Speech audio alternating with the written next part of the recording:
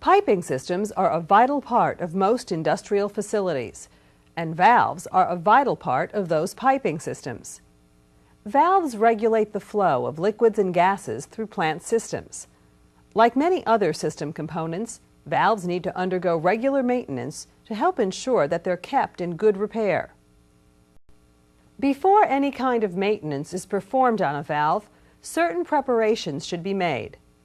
In addition to getting permission from a supervisor and following your plant's procedures and safety precautions, there are some basic preparations for valve maintenance that are common to most facilities. Once a valve has been identified as requiring maintenance, either through a routine inspection or because a problem has been reported, a good first step is to check the valve manufacturer's instruction manual. This will help you become familiar with the valve's internal design specifications and will also alert you to any special maintenance instructions for that valve. Part numbers and other information can also be found in the manufacturer's instruction manual.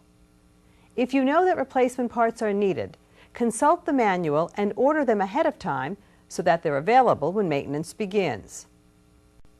When you're ready to start work on the valve, gather all the necessary tools for the job, including hand tools, measuring tools, cleaning tools, and any special tools suggested by the valve manufacturer. Inspect each tool carefully to make sure that it's in good condition. Additionally, you'll need to prepare the work area. Remove any objects that might obstruct maintenance or create a safety hazard. The valve must be taken out of service before it can be worked on. For some valve maintenance jobs, the system that the valve is part of must be taken out of service. In other cases, it may be possible to bypass the valve and still keep the system in service. In any case, the valve should be locked out and tagged in accordance with your facility's procedures before any work is done on it. Likewise, all pressure must be relieved from the valve and all fluid must be drained. The mechanic has made all of the necessary preparations and the valve has been taken out of service. Now let's see how he removes the valve from the system so that he can take it to a shop for repairs. Valve removal procedures may differ depending on how the valve is attached to the system. In our example, the mechanic will remove a globe valve that is connected to the system by flanges. The mechanic sprays each flange bolt with a penetrating lubricant and then loosens the bolts on the side opposite from where he is standing. This helps the mechanic avoid injury by releasing any trapped pressure away from him. Loosening the flange bolts may also result in a small amount of fluid leaking out from between the flanges. This is normal, and it can occur even when the pipeline has been drained. The bolts are loose and can now be removed. The mechanic takes them out one at a time, until only one bolt remains in the flanges at each end of the valve.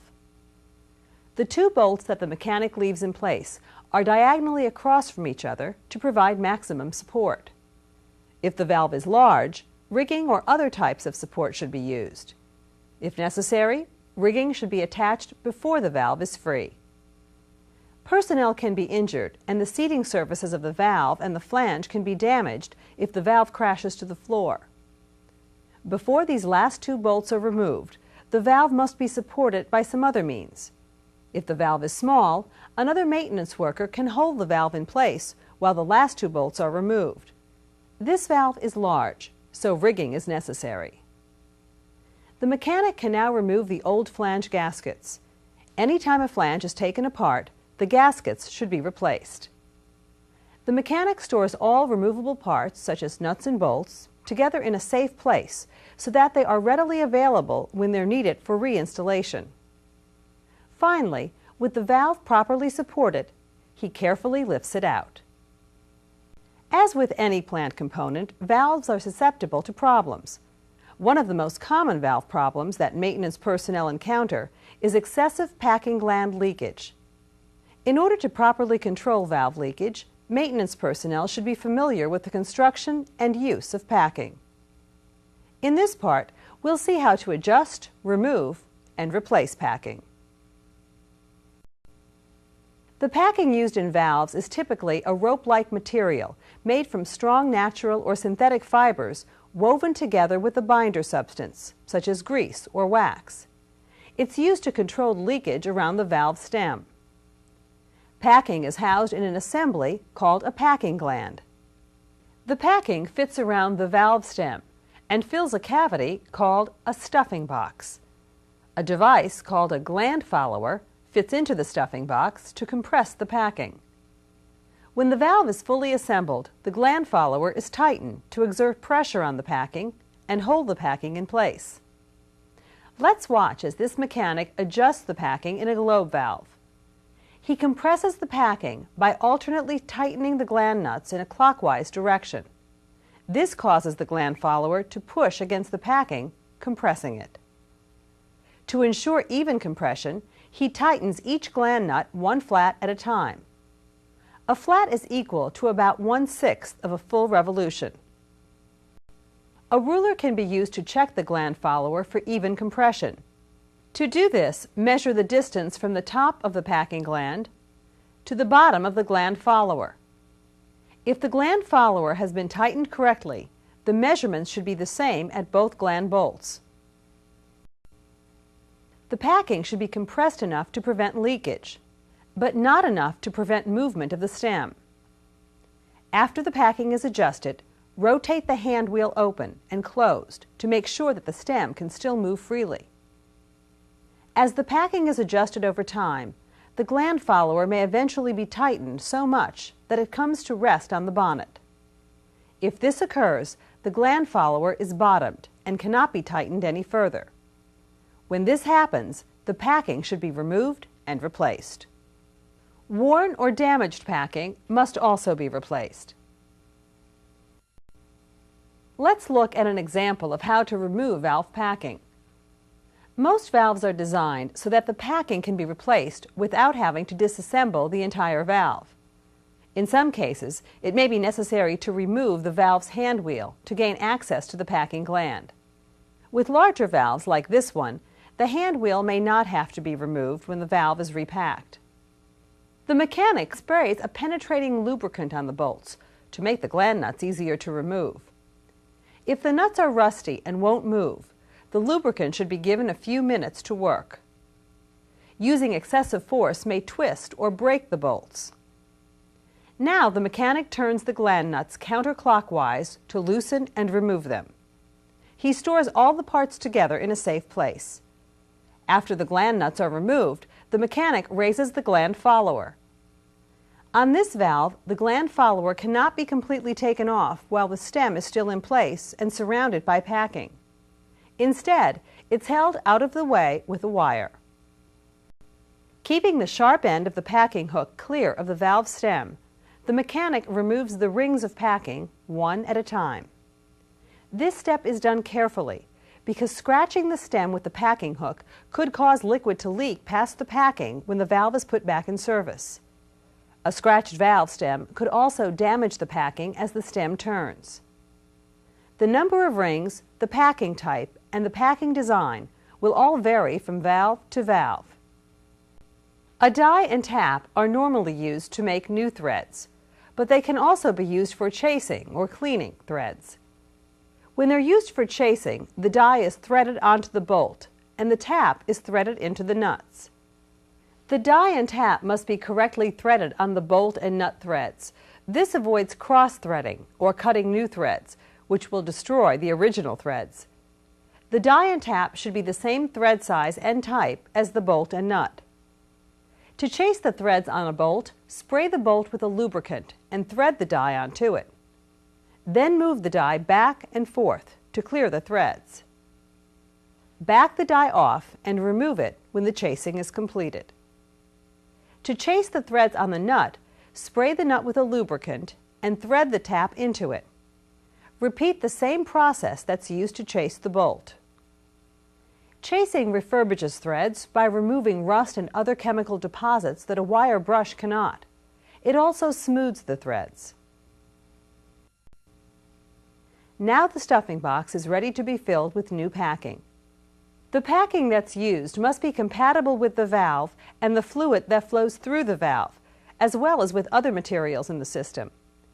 To accommodate a variety of systems and valves, Many different types of packing are available. To determine what diameter of packing is needed, measure from the edge of the stuffing box opening to the stem. For this valve, we'll need packing with a diameter of 5/16 of an inch. Some packing is available in bulk form on a spool or roll that can be cut to any length. To cut packing from a spool, wrap a portion of the packing around the valve stem once to form a ring. Then use a utility knife to make a cut mark where the end of the packing overlaps itself. Place the measured packing on a wood block or table and cut it all the way through with the knife. One type of cut is a straight cut, which is made perpendicular to the stem. This is known as a butt cut, since the ends of the packing will butt together where they meet. Another basic type of cut that can be made is a miter cut. For a miter cut, the packing is cut at a 45-degree angle to the stem. Do not wrap the packing around the valve stem to cut it. This could damage the stem and ultimately cause leakage. Instead, to make a miter cut, wrap the packing around a mandrel. A mandrel can be an old pipe or other piece of round stock that's approximately the same diameter as the valve stem. The type of cut made will depend on the pressure the packing must retain. Though a miter cut is more difficult to make correctly, it generally holds more pressure. There are other specialized cuts, but the butt cut and the miter cut are the two most commonly used when packing is cut from a spool. After the first ring of packing is cut, stretch it out straight and mark its length on the wood with the knife. Then additional rings of packing can be measured against the marks and cut to match the length of the first ring. This method is not always effective for larger valves with thick packing. Often a small V-groove is formed at the adjoining ends because the packing isn't curved when it's cut. The V-groove would allow packing leakage. To avoid the V-groove problem on larger valves, wrap the packing around a mandrel and then cut it. Preformed packing is packaged in various pre-cut sizes, ready to fit into a stuffing box. If a valve requires packing to be arranged in a particular order, the pre-cut packing is typically packaged in that order. As a result of damage in manufacturing, transit, or storage, pre-cut packing may sometimes be broken or cracked. So be sure to examine all pre-cut packing carefully before using it. Besides the preformed type, some packing comes in loose or granulated form. Loose packing is poured into the stuffing box and will take the shape of the box. It requires repeated compression with the gland follower in order to completely fill the stuffing box. Some packing is impregnated with special lubricants. The lubricant makes the valve stem rotate easier, resulting in less wear on the packing. Once the proper packing has been selected and prepared, the valve can be packed. The mechanic shapes the first piece of packing into a ring and carefully fits it around the stem, making sure that the ends meet securely. Now he presses the packing ring into the stuffing box until it's inside all around. Then he uses the gland follower to seat the packing ring. If the packing ring is not properly seated, it will not seal properly and the valve may leak. On many valves, the gland follower is not long enough to adequately compress the packing as it's installed. In such cases, a tool called a split bushing or split ring packing compressor is often used. The split bushing is typically constructed from wood or soft metal. In order to fit into the stuffing box, it is slightly smaller than the stuffing box. The mechanic installs the remaining rings of packing in the same way as the first ring, always making sure that the ends of each ring meet. If there's a gap between the ends of the rings, leakage through the packing could result when the valve is put back in service. To make it more difficult for a leak to occur, the point where the ends of one ring join should not align with that point for any other ring of packing. This type of alignment can create a path for leakage through the packing. The mechanic in our example is careful not to overpack the valve by putting too many packing rings into the stuffing box. The valve manufacturer's instructions usually indicate the correct number of rings that should be used.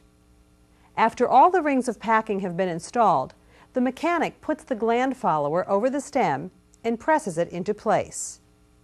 Next, he manually screws down the gland nuts until they are finger tight. The mechanic uses a wrench to finish tightening the nuts. He tightens the nuts evenly by alternately turning each nut one flat at a time.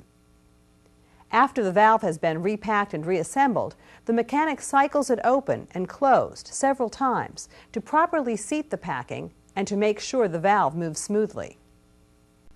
Before a valve can undergo any type of maintenance, several things must happen. For example, maintenance preparations have to be made, and the valve must be removed from service. If appropriate, the valve may also be removed from its system and taken to a shop for repairs. Then the valve is disassembled and its parts are inspected. In this part, we'll look at a typical disassembly procedure for one common type of valve, called a globe valve, and we'll see how to perform a valve inspection. To disassemble this globe valve, the mechanic in our example first loosens the bonnet nuts and the gland nuts on both sides. Next, the mechanic unscrews the gland nuts completely and removes them. This relieves pressure on the packing. Now he removes the bonnet nuts and the bonnet assembly and removes the sealing gasket. To remove the hand wheel, he rotates it in the closed direction as far as possible and then removes the hand wheel nut and the hand wheel from the valve. Now he can rotate the valve stem until it's out of the bonnet. The mechanic extracts the gland nuts and bolts, and now that the stem is removed, takes the gland follower completely off. Finally, he pushes out the old packing. Once a valve is disassembled, its exposed parts can be inspected thoroughly.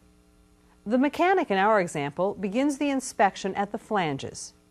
First, he cleans the flanges on the valve with the wire brush.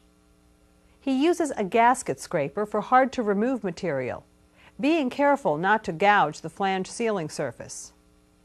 Then he checks the flanges for nicks and corrosion. Flanges that are in good condition will have a smooth surface. The stem bushing should be inspected for wear and damage as well. If the bushing threads were allowed to wear out on a rising stem valve, the valve would no longer open or close. Therefore, worn bushing should be replaced. The mechanic inspects the valve stem next for wear and damage. He starts by cleaning the stem with a fine emery or crocus cloth to remove dirt, chemical buildup, and burrs. Even properly adjusted packing can leak if the valve stem is bent or worn. A bent or worn stem can prevent the packing from sealing properly and make the valve hard to open or close. With the stem on V-blocks, the mechanic checks its straightness by using a dial indicator to perform a run-out test. He puts the dial indicator in contact with the stem, zeroes the dial indicator, and then rotates the stem. The stem is straight if the pointer on the dial remains constant on 0 during the entire rotation. Deviation on the dial indicates that the stem is bent and that it may need to be replaced. Check with the supervisor for the amount of acceptable deviation at your facility before you replace a bent stem. A damaged or corroded stem may also need to be replaced. The mechanic can remove moderate amounts of corrosion from the valve bonnet or body with a wire brush. Finally, he inspects the disc. The mechanic checks the disc-to-stem connection for proper movement by turning it manually. Then he inspects the disc for wear, damage, and corrosion. Minor wear or corrosion can be repaired by resurfacing or lapping the disc. In the event of cracks or excessive wear or damage, however, the disc should be replaced. Once maintenance preparations have been made and the valve has been disassembled and inspected, maintenance can begin. In this part, we'll look at some typical valve maintenance procedures, including lapping and spotting in. In our example, the mechanic has already disassembled the valve and removed the packing. The seating surface of this valve bonnet has a minor steam cut, which the mechanic can repair through lapping.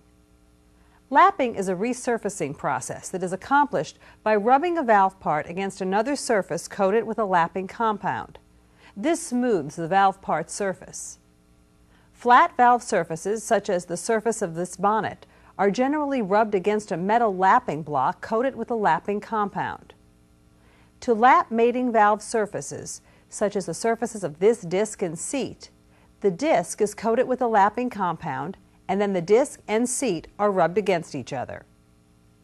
Now let's see how the mechanic laps the surface of this damaged valve bonnet. To begin, he applies a small amount of lapping compound to a lapping block. To achieve a smooth surface, he starts with the coarse grade compound and gradually changes to finer grades as the surface is smoothed. The mechanic moves the bonnet through the lapping compound in a figure-8 motion, being careful not to exert excessive or uneven pressure on the bonnet. The weight of the bonnet should provide adequate pressure to smooth the surface. The mechanic frequently checks the bonnet's seating surface by wiping away the excess compound and inspecting the bonnet. He repeats the lapping process until the seating surface is smooth. After lapping the bonnet, the mechanic checks the disc and seat for proper seating. An improperly seated valve will leak. One method for checking the disc and seat for proper seating is called spotting in or bluing. The disc normally rotates freely on the stem. This gives the disc a self-seating feature and provides a good seal when the valve is closed. However, during spotting in, the disc must not be allowed to rotate. To prevent rotation, the mechanic positions shims between the stem and the disc. This holds the stem in place and keeps the disc from rotating on it. Once the movement of the disc on the stem has been blocked, the mechanic applies an even, thin coating of a bluing substance to the surface of the disc. Next, he carefully places the disc on the valve seat and rotates it 1/4 turn with a slight downward pressure. When the mechanic removes the disc from the valve and inspects the disc and the seat, he should see a thin, even, unbroken blue line on the seating areas if proper seating occurred. When he's finished inspecting the valve disc and seat, the mechanic wipes them clean of the bluing. Imperfections detected in the disc or seat during spotting in will require repairs or replacement. Many valves are equipped with replaceable parts, which make it more economical to replace discs and seats with severe imperfections than to repair them. Check with the supervisor on the policy at your facility. If minor disc or seat imperfections are found, they are often repaired by lapping. With shims in place to keep the disc from rotating on the stem, the mechanic applies a small amount of lapping compound to the disc. He then places the disc on the seat and moves it back and forth with a slight downward pressure. Occasionally, he moves the disc forward 1/4 turn to ensure even lapping. The mechanic frequently checks the disc seating surface by wiping away the excess compound and inspecting the disc and seat. He repeats the lapping process until the seating surfaces are smooth. When the lapping is complete, the disc and seat should be spotted in again to make sure that they're seating properly. Once all the necessary maintenance has been performed on a valve, the valve must be reassembled so that it can be returned to service. In this part, we'll see how a mechanic reassembles a flanged globe valve. The mechanic in our example begins the reassembly procedure by removing shims that were placed around the stem during a spotting in procedure. Next, he lubricates all moving and threaded valve parts. Be sure to check the manufacturer's instructions to determine which lubricant is right for the valve that you are servicing. After all the moving and threaded parts of the valve have been lubricated, the mechanic puts the stem partially through the bonnet.